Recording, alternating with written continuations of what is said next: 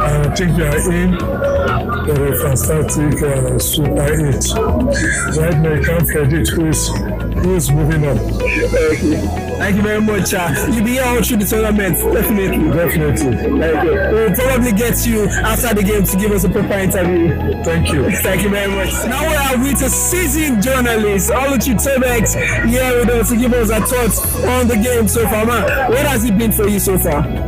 Well, it's I'm not disappointed with the standard of play that I met, and I know that right before the commencement of this tournament that it was going to be a very stiff competition, amongst the clubs. Everybody wants to play to qualify, to play in the elite division, the Premiership. But what gladdens my heart is that it is only the best that will go for the Premiership. And we do not want a situation whereby you keep on churning out teams that will qualify, get to the Premiership, then at the end of the season they return them back to the NNL.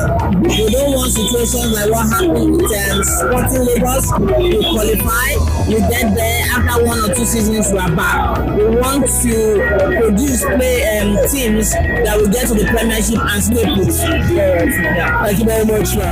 We are still here with the fans getting reactions, and just now, Yobe Desert Stars equalized. It's now 1-1. Doma United 1, Yobe Desert Stars 1. Let's get reactions. So what's your thoughts so far? The game is fantastic. Where the team they are playing more than the ball. I mean, your team is playing next, Wiki Tourist. Of course, you are very interested in this game because the result here would determine how you play your game.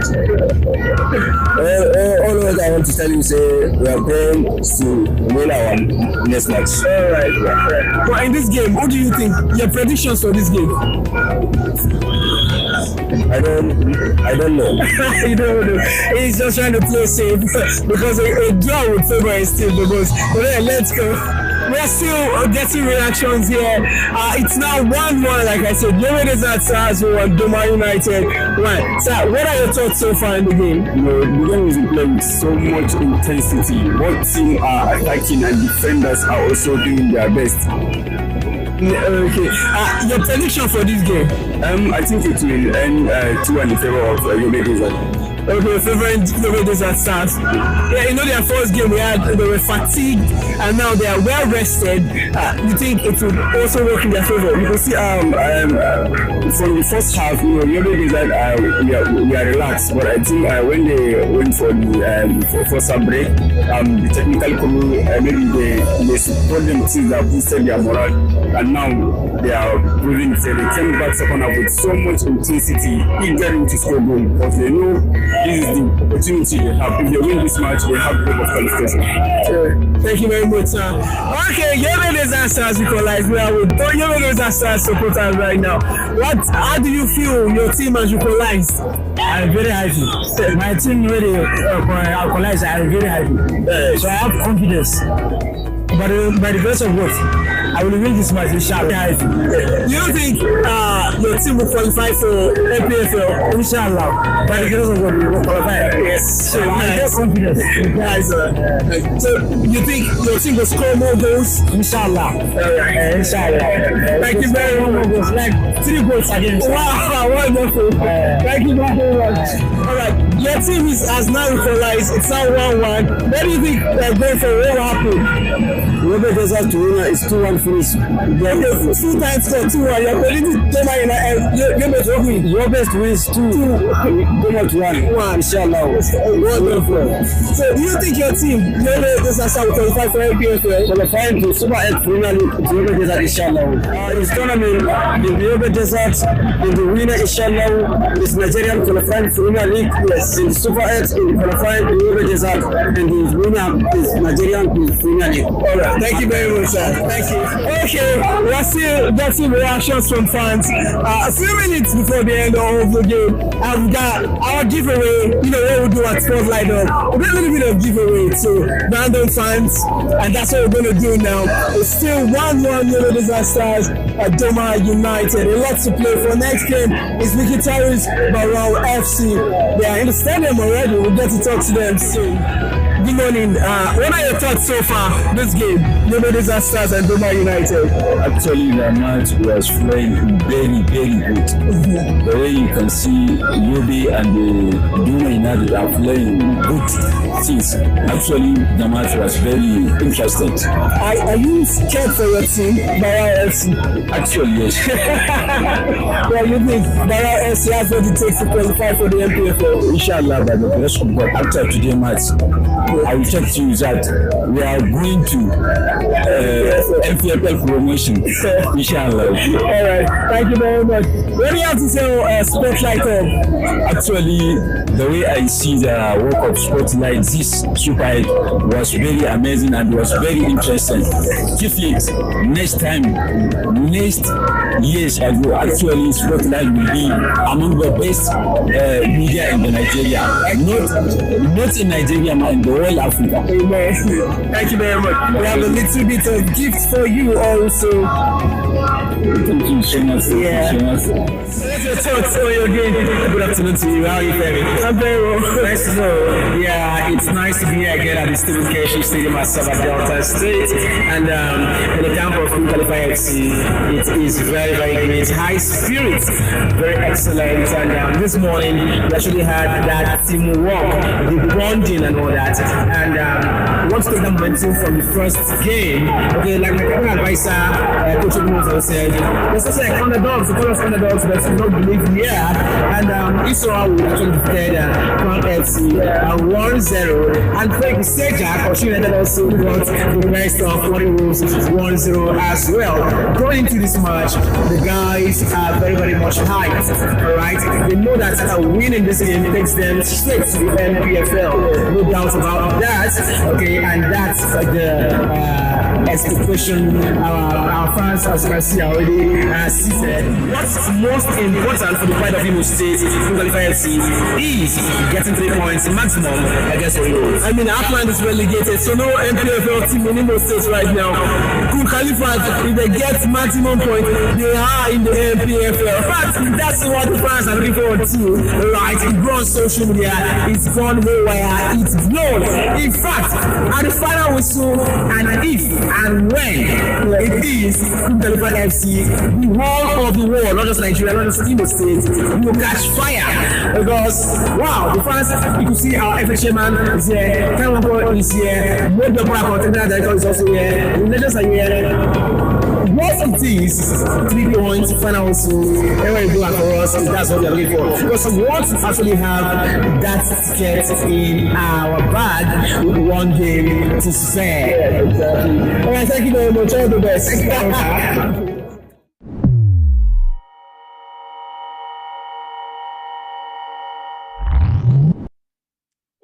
That was a long one, really long one.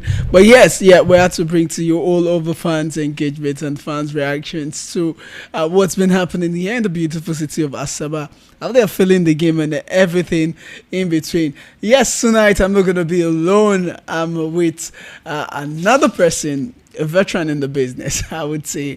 Dan Juma Israel is live in the studio with us this evening. Good evening. Good evening, Mr. Femi. How you doing? I'm very fine. It's a good opportunity to meet you. Yeah, it's been a minute. How's Asaba treating you? Yeah, Asaba is fine. The raining here almost every day. Yeah. The weather is cold. Yeah, basically Asaba is fine. I'm not a new person to the weather anyways. All right, let's quickly get into business right away. Results from the last game. I mean, we had pretty amazing results. Yobe Disasters got a win. Yeah, and then of course, Wiki Tourist also got another draw. In Group B also, Kun Khalifat lost to Warri Wolves, while Osun United got a win in that game. He ended 3-0 in favor of Warri Wolves against Kun Khalifat. Crown FC Osun United ended 2-1, slight error there. He ended 1-1, I beg your pardon. He ended 1-1, late 9-minute penalty It looks controversial though, but we'll get into all of that. 1-1 it ended. It means Osun United's got 4 points as it stands right now. Crown FC 1 point, Kun Khalifa 3 points, Warri Wolves 3 points. Barao and Wiki 2 points. They've got Jobed is at 4 points, Doma 1 point. That's what it's looking like so far at the table. So let's get into the match. Let's start from the Osun United versus Crown FC game. That penalty call in that game, was it deserving? When you look at the replay of that penalty, you will see clear reasons why the referee took that decision. Anyways, from my perspective, generally from the officiating, it was a good officiating from the referee, Faro Abdurrahman. He handled the game with so much maturity. When you look at even the penalty appeal from the Osun United perspective earlier in the game, the punch from Oladiji Joshua, it was a great call. But when you look at that penalty, it's all based on discretion. Now, the movement of the hand, the speed of the ball, and the referee's position, some referees would say it's a penalty and some would say otherwise. But for me, I think it's actually a penalty, and the referee, without any form of hesitation, made the right call. Yeah, I mean, Crown FC, they would definitely feel bad about that. But me, I thought the defender, knowing it was 9 minutes, we had a few seconds to the end of the game. That was the last minute of the game. You had an attacker coming at you, and you left your hand. You were careless in the 18-yard area. I think the defender, something must have been going through his mind. I think it's not really about the defender. It's an unfortunate scene for the centre back to have his arms in that position. But I think it's a general team thing. They became negligent, having the fact that they had a 1-goal lead, and then Osun United was also 1 man down. So they felt they had the game in their hand. The attackers. Now, when you are that situation to delay the game, you hold the ball for a long period of time in your opponent's half. They were not doing that. They allowed Osun United to also play get into the game. And the 9 minutes they pushed for something, and they got what they wanted. It's not a matter of emotions. It's a matter of doing the right thing at the right time. And for Osun United, they got the much needed penalty. And good luck to them. Yeah. Crown FC decisively took the lead early in the game. After the goal, we also saw a lot of scuffle here and there. Got a red card. Osun United getting a red card also in that game. I thought that was the end of it. I thought we were going to see more goals from Crown FC. I thought they were going to keep pushing, or at least, make sure Osun United don't get into the 18-yard area of their team. But we didn't see all of that. Majority of the time, I've always had the belief that a lone goal lead is the most difficult to sustain.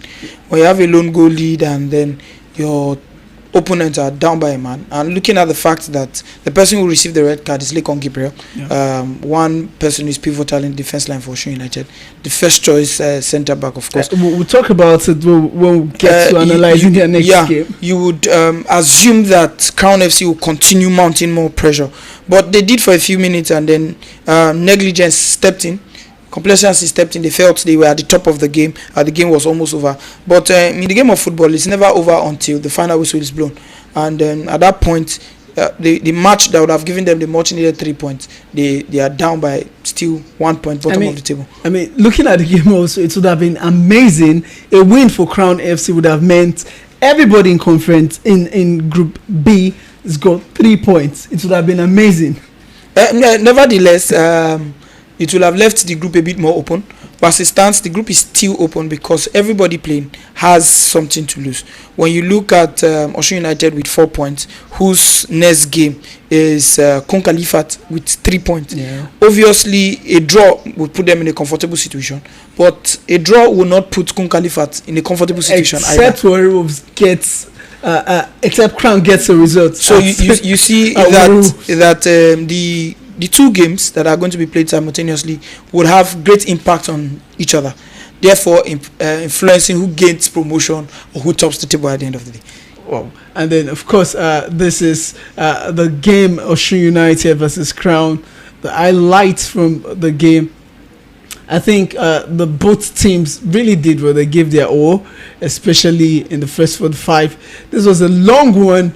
I thought, Ebenezer would get something, but I mean, even Falolu was all over the place also in that game. When you look at Wasiu Falolu, is a man who plays in that game. He played more of a box-to-box midfielder. Has a lot of energy in his pack. Outplayed every midfielder.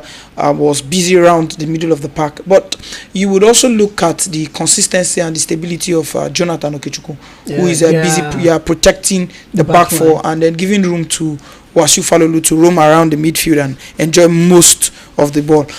This was a beautiful chance for Ebenezer Odoyemi, but it couldn't get to the end of that one. We'll continue with your analysis. When we look at Ebenezer, even in the game before where he had a goal against Warriors.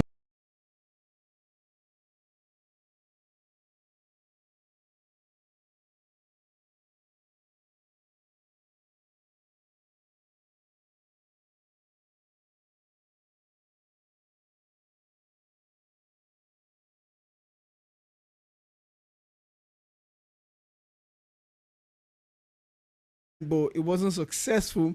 But I think Falolu has got something about him. He just knew since they were not getting into the 18-yard box, they should just try from outside, and he did it. He got a goal in the game. A good one for the I'll call him a bulky central midfielder because he's bulky, has very good physique, has the ability to power through opponents. And then when we have a very good look at that goal, you will see that the goalkeeper also judged that ball. Yeah, and dived this was it. And so before you get down, the goal was and the goalkeeper didn't know what to do. And then for those of us that were right on the pitch, you see the goalkeeper apologizing to the coach. He did not anticipate that shot. But nevertheless, it was a good one from Wasiu Falolu to have his eyes on goal and went for it. The direction and the precision is top notch. Yeah, and I think I would also say it's a sad one that the fact that let Osun United get back into the game with the penalty, especially after the red card. Yes, it's football. It's what it is at the end of the day.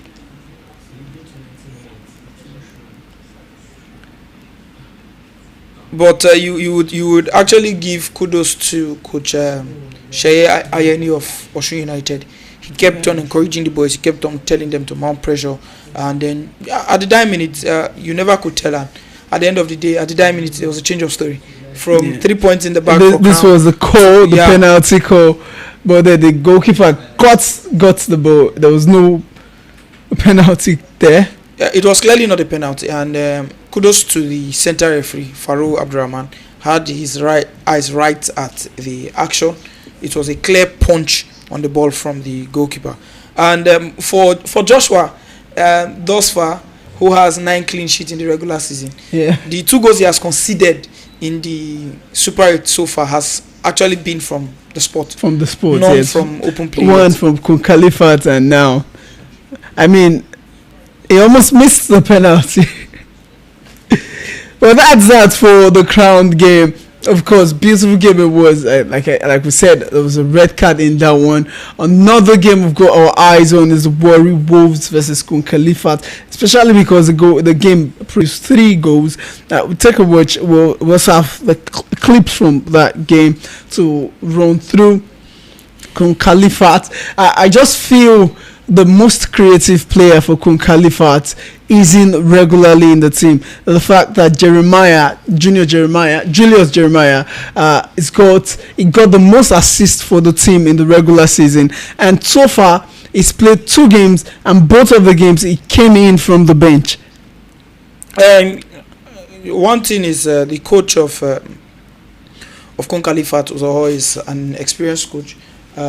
You cannot but doubt his tactics, but I believe the 3 goals they considered was due to defensive negligence. True. Especially when in their first game they had the much needed 3 points from a very controversial penalty, of which many persons would say it was not the right call from the center referee. But nevertheless, this was the first goal from the set piece. Yes, clearly. And when you look at the set piece, you realize that there are 3 or 4 players right where the ball bounced off, and the goalkeeper could not even react properly, and that gave Warriors the much needed first goal. And great header from Ebo Hojud, the Warriors attacking midfielder.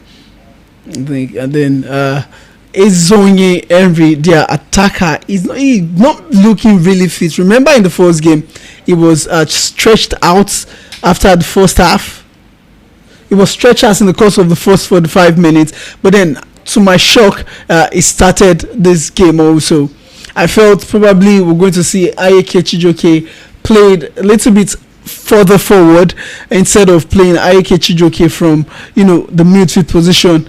This was another goal from the penalty spot. I think it was a good call by the referee. When we take a very good look at that penalty, from the angle at which the referee was standing, you would pick penalty. Exactly. Obviously. But when you play that video on a slow motion, a bit of a slow motion, you would see the intention of Abdulateef Yusuf to go for a dive. And then the goalkeeper became a culprit because of the way he stretched his hand. Exactly. So, but you would not really, it would be very difficult for the center referee to pinpoint if there was actually the hand on the feet of Abdulateef Yusuf. But when you look at it closely, you find out that there was a very minimal touch, and then you will see that Abdulateef Yusuf was already going down before the stretch of the goalkeeper. But luckily for them, definitely referees are humans, and with the absence of a video assistant referee, you can't really blame him for making that call. It's about time we've got we started having VAR in our league. I mean, the MPFL especially would need to start having the VAR technology. The problem is some of the games are not live, so so that. But then I think from where the referee was standing, it's definitely going to be a goal. And then the third goal Khalifat conceded, I think the goalkeeper did too much to keep the ball out, but then the back line they were caught napping. He made I think 3 saves. 3 times he kept the ball out before it got in. When you have a lead, especially in your first game, and then you need the second game to solidify things.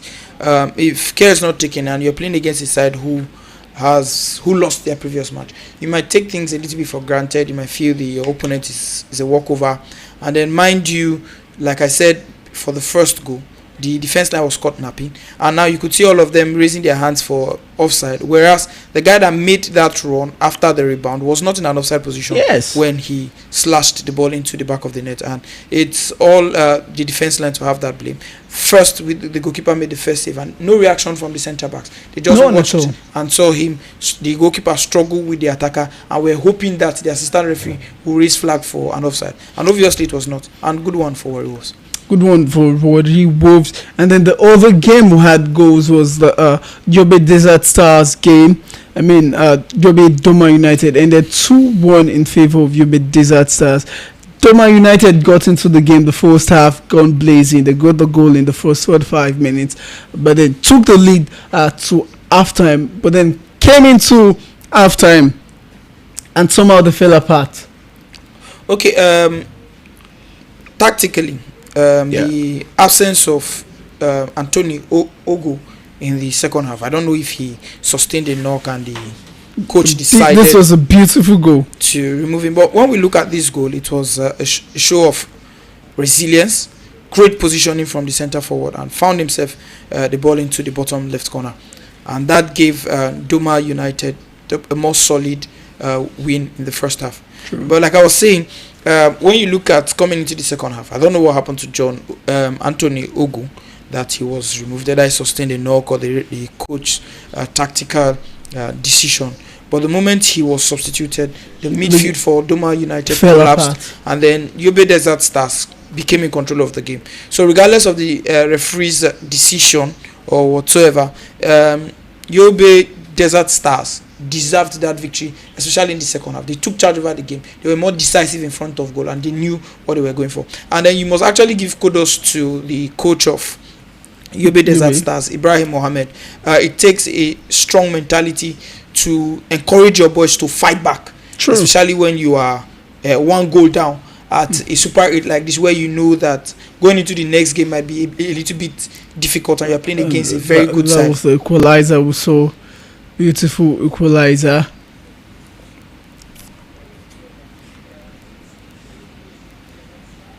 Struck the woodwork, and then of course the striker was there to send it back in. It was a beautiful goal.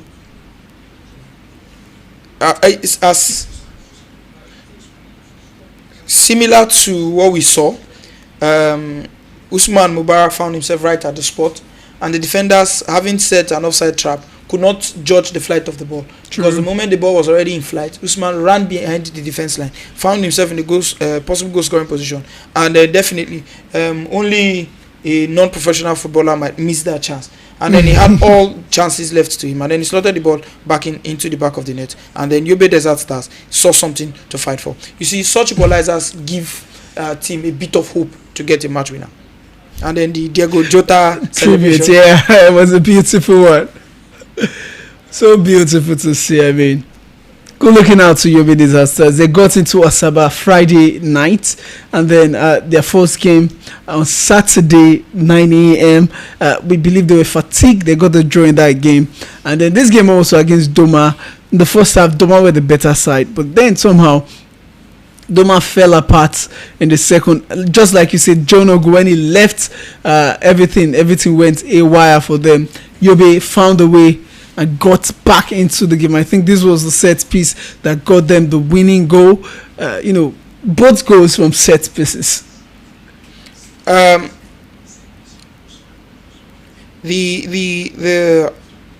free kick might be a little bit controversial from the assistant referee, but nevertheless, when your side concedes a free kick, your defenders have to be very, very careful. Observing the fact that the first goal you conceded came from a set piece, you have to be very conscious, because at this point it's no longer up to the assistant referee. It's now left to the defenders to make the right call. And you see, the goalkeeper misjudged the flight of the ball. He went into no man's land. Yeah, got himself into a no man's land situation, and then at that point they found themselves playing from behind. I mean, some people would say, what was he doing outside? What was he thinking? Why would he come out like that?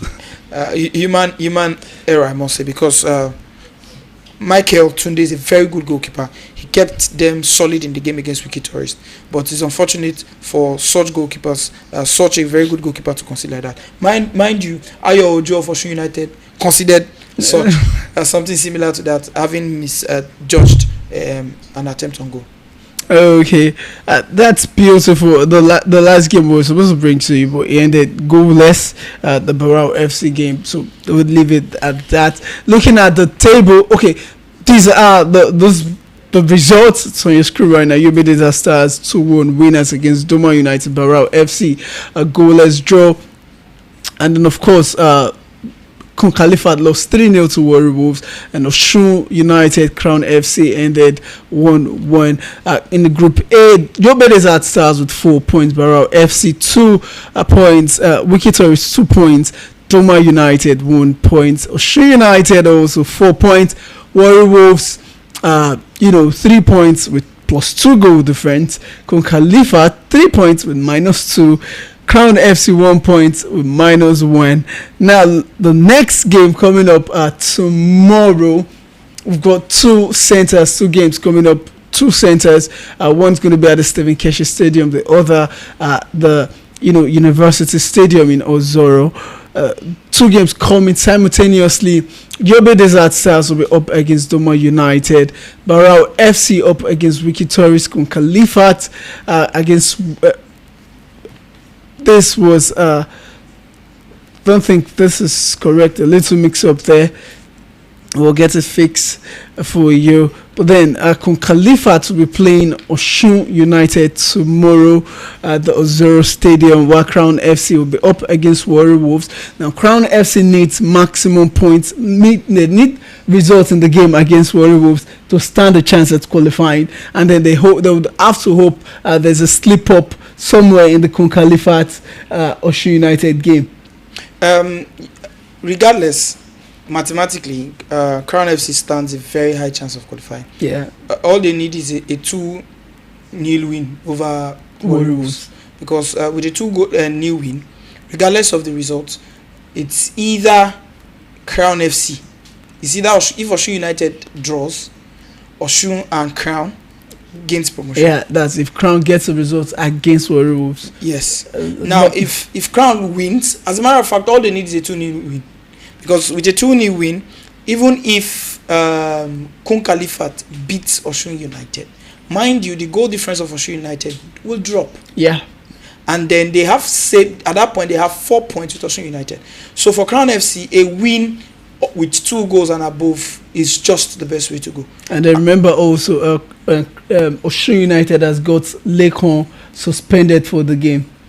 Yes, and that might become a very big worry for them. But mind you, Paul Agbo, the second option centre back, is also a very good centre back. We saw him coming into the game, even with 10 man down. He held the fort and gave room for Oshun United to press forward for a potential equaliser, and of which they got that.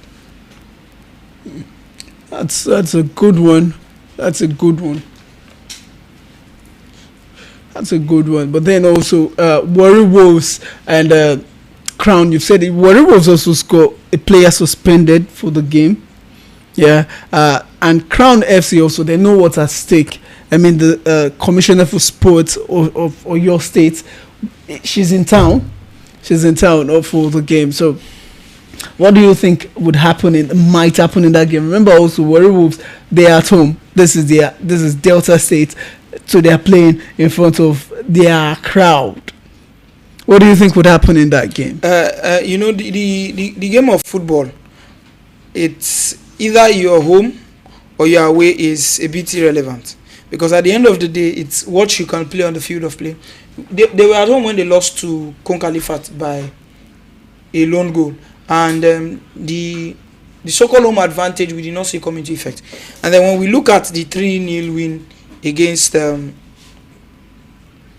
when they lost to Oshun United, they were at home. When they lost to Oshun United. And when you look at the 3-0 win against Kun Khalifat, there was no home advantage that played out there.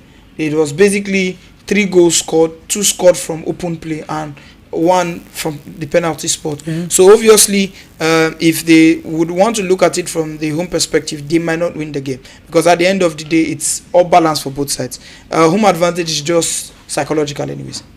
Okay, so anyway, remember also, Warri Wolves lost just 1 game to Oshun United. No, in the course of the regular season, I think their last game against Crown, they lost the game. Yes, in the regular season, that was the only game they lost. They had a couple draws and lots of wins this season, but the game they lost this season was against Crown FC.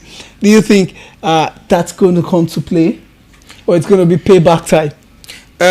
It's at when you get to a Super 8, whatever the record is from the previous fixture is as good as nothing, because it's not a matter of revenge. It's a matter of getting one of the precious 4 tickets into the Nigerian Professional Football League, and that's what's most important. But I believe Warri Wolves want to learn from the lessons from that game. We want to look back and look at a little bit of tactical errors made, correct some mistakes, and then bounce back into the game tomorrow.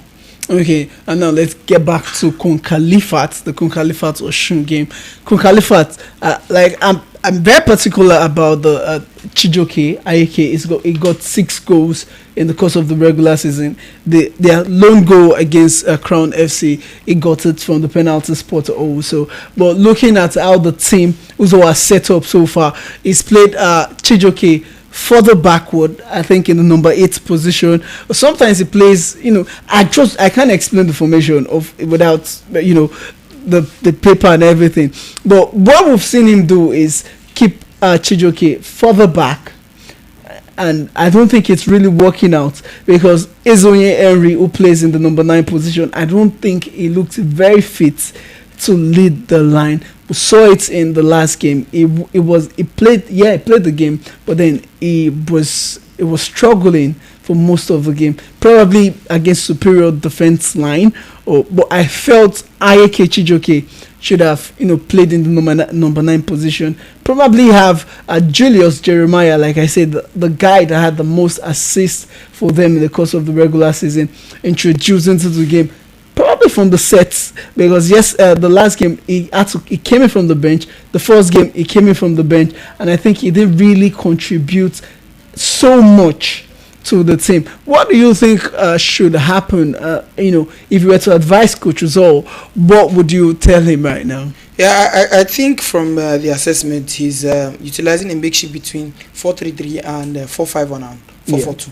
Whereby Ayeke Chijoke plays as the supporting striker up front, and then has the ability to drop deep, look for pocket of spaces to make a great pass and then close up that space. Now, but for Jeremiah Jr., you might not really know what's going on behind the scene. Yeah, because no sane coach will drop a very good player on the bench. So there might be some factors, behind the scene factors, playing out that justifies Uzor's tactical position with regards to that. But definitely we'll be hoping for a solid bounce back from Kon Khalifat, because they have 3 points. Wolf has 3 points, although different in goals. And so there's an opportunity for a possible bounce back. Like I said, the match in Asaba is going to be a match that whoever wins gets the ticket. The match in Ozoro to whoever wins. All of the teams would have representatives here in Asaba and in Ozoro. Yeah.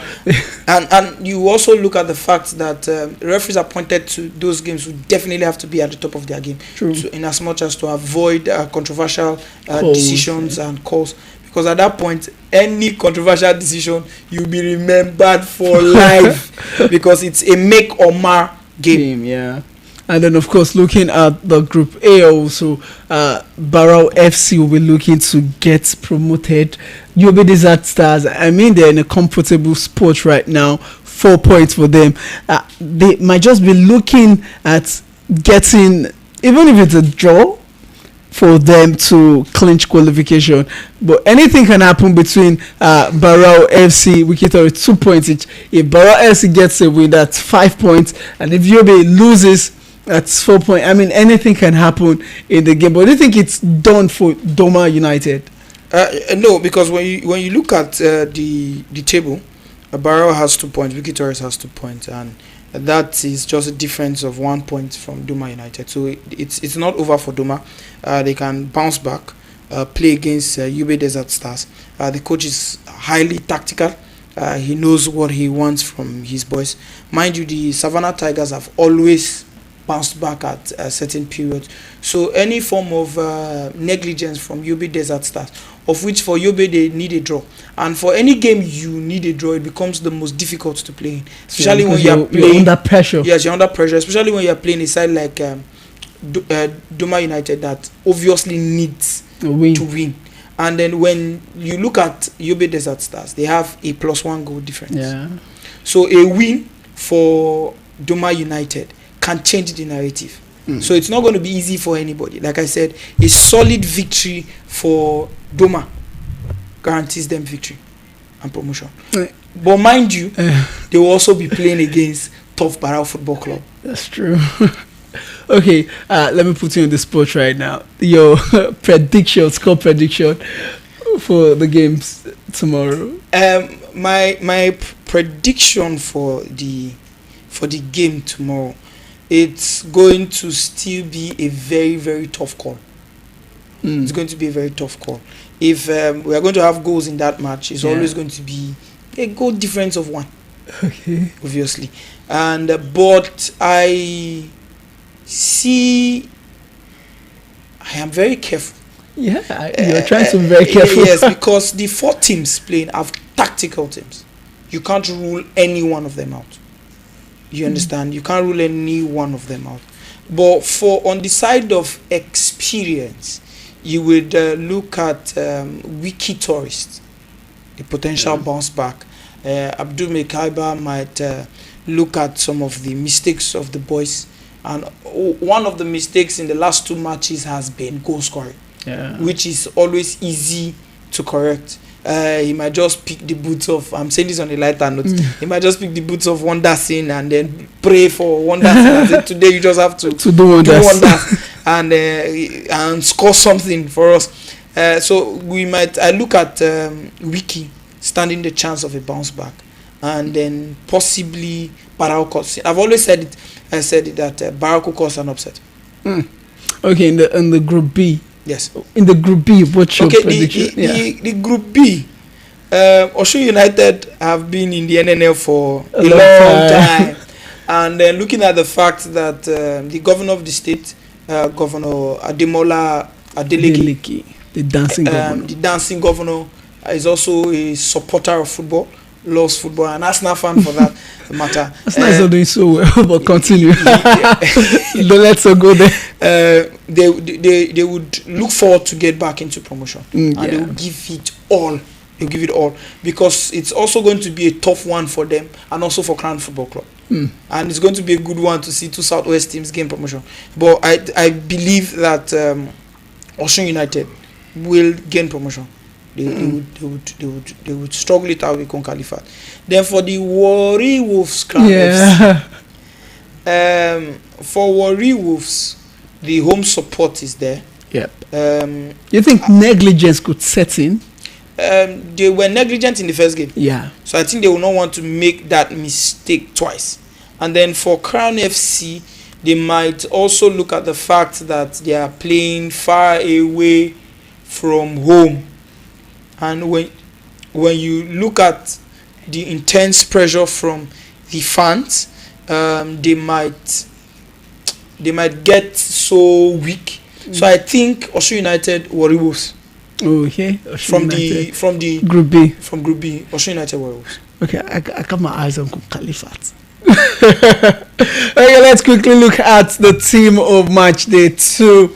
It's ready, and beautiful decisions. We have Jude, it makes it value. Wasiu Falulu is also there. John Zaka of Toma made it also to the team of the match day. Essien Emmanuel also made it there, and long back Kim Shak is also there.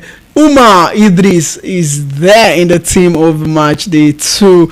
Peter Ikechukwu for Kun Califat, he did so well in the game, made it to the team of the match. Elemo Christian is there also. Chinedu Zaza, he made it to the team of match alongside Usman Mubarak. Salim Ali also in goal, and of course Ibrahim Muhammad is the coach of match day 2 of the NNO. But you expecting any other person here? Not really. For Ebon Jude, although an attacking midfielder, but when you have all centre forwards for all the teams misfiring, definitely for team of match day 2, Ebon has to be slotted up front. I think the only person that would have been missed here would have been Jonathan. Okay, I wanted to say same thing. But when you look at Clean Shark long back input in the game, it was obviously everywhere around the pitch, contributing both defensively and offensively. So that justifies why Clean Shark long back has to be in the game. For Salim Ali, you also look at the fact that the likes of Itodo or Cheme, Wiki Tourist, you also consider Utom Goswill of who did Barrow play against again? Yobe Desert Stars deserves to also be in the match day, but definitely the room is only left for one goalkeeper. True. And of which Salim Ali made 3 clear-cut saves that kept Barrow in the game. Now, although Barrow took charge of the game, they had chances. But when you look at the precision of the shots coming from Wiki, you realize that it was Salim Ali's pivotal save that kept Barrow in the game. And then for Elemo Christian, he kept the pack. Chinedu Zaza had always been captain, fantastic. In the regular season, had himself in the match days of team of the week for week 2 and week 8. So you know he's a good centre back. Usman Mubarak had to assist from the set piece, and then you look at him contributing, going forward and coming back and displacing the likes of Aliyu Sogao of Barrow off the team of match day 2. Ebonho Jude Ibrace was in team of match day 1-2. Washu Falulu had the goal. John Zaka, beautiful goal from the left winger. SCN Emmanuel had a very busy afternoon. You need to see him go forward, come back, create opportunities. Even when the pressure was high from Crown FC, you saw him contribute defensively. Had a very busy afternoon. And then when you look at also the left back, you also consider the fact that Taiwo Adebayo would have been there for Osun United, but the man who is there actually contributed in a game where Kun Khalifat looked as if they crashed. As a matter of fact, Peter Ikechukwu kept on giving us the Marcelo kind of vibe. You understand? When you watch Real Madrid in those days, you see his crosses, his contribution to attack, and then contributing defensively. And the 3 goals they considered, none of that was an error from the left side of the flank. But kudos to the selection team. Everybody here deserves to be here. Exactly. All right, this is going to be it. This is going to be the package this evening. And of course, tomorrow is going to be the last game for the group stage, and then of course the finals comes up on Saturday. So by tomorrow, we'll know who gets to play in the finals on Saturday from Group A and Group B. The team with the most points in Group A meets up with the team with the most points in Group B for the finals. But then by tomorrow also, it would have been decided who gets to playing the MPFL and who's staying back in the NNL. You could also drop your predictions to all of the games, and of course don't do well to like, share, subscribe to all our social media platforms on YouTube, on Facebook, on Instagram, on TikTok, on X. Don't forget to follow us at Sportslight Hub, the number 1 football streaming platform in Nigeria. And of course also this podcast is open for sponsorship, for partnership, for advert placements. Thank you very much for being a part of it this evening. And of course, Danjuma Israel, thank you very much for your expert opinion on the games. Thank you very much. And then of course I will be here again. That's going to be on Friday. Yes, on Friday I will be playing. Some of us is going to play, put on our boots and get to play instead of talking about